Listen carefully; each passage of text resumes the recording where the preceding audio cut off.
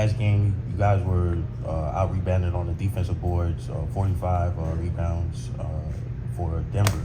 What do you guys think you need to fix to alleviate that gap?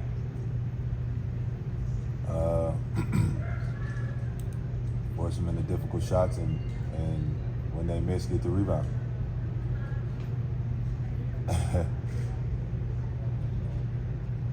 Mark, back left. Mark Spears, ESPN's Landscape.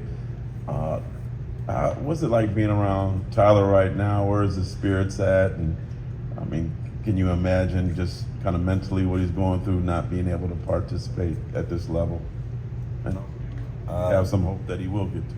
Considering I've been in that position, the first finals, having to sit and watch your team, go through that battle and try to figure it out without you.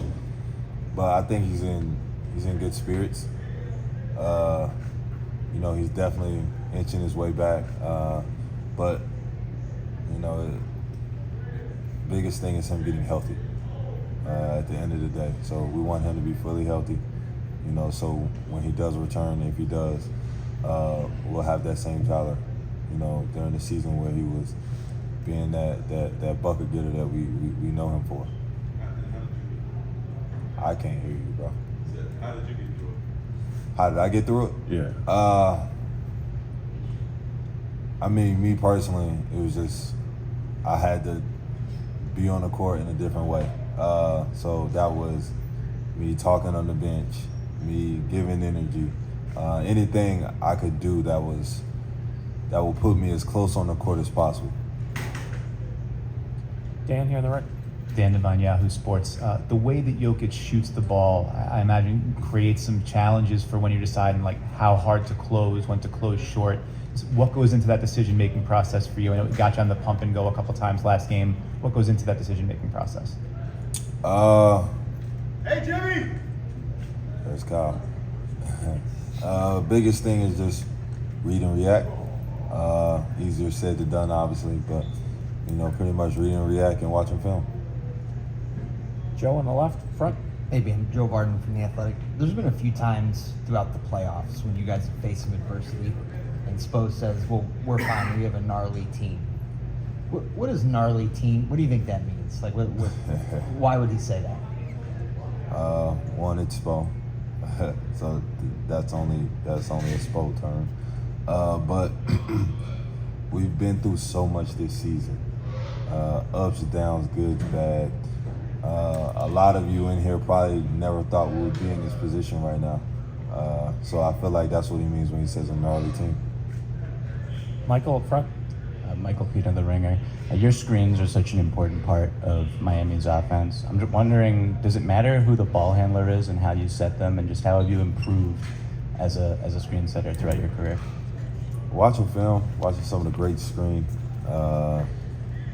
and then obviously the way we run offense. It's everybody's involved, everybody's prepared, and everybody's ready to rock. So 1 through 5 are live. So my screens is the biggest thing, is to get the guy open, because if he's live, that makes me live, that makes everybody else live, and that's a good recipe for success. Over here on the right aisle.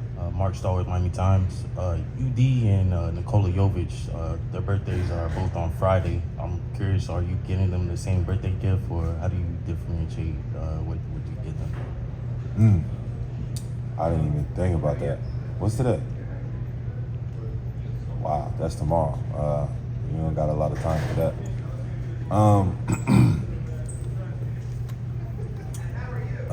I don't know what I'll be getting them.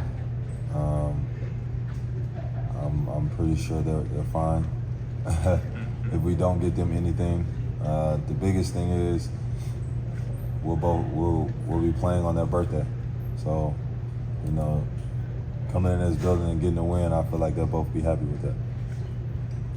Got last two, Tim and then Rob behind. Bam, it's not technically a must-win tomorrow, but you know the reality of what it will be like going down 3-1. How do you balance that need to say, I got to do more, without trying to do too much or putting it all on yourself, or Jimmy putting it all on him, or Gabe putting it all on him? Like, how's that balance within the framework of the team? You trust one another to do their job, and you let the chips fall where they lay. You trust 1 through 5, 1 through 15. You trust the staff, and everybody has a belief that you can get that job done. And if everybody has that belief and everybody comes with the right mindset, that's how you can get it done. Next row back, Rob. Bam, Rob Mahoney from The Ringer. I know you talked about the rebounding differential earlier, but with the variety of defenses you guys play between the zones and the 2 on the ball and switching, how do you think about rebounding differently out of those different schemes? Do you have to change anything in terms of how you're approaching it? Nah, you see a person, they shoot the ball, you see who's closest to you, you box them out, and everybody will run for the rebound. Thank you, man. Thank you.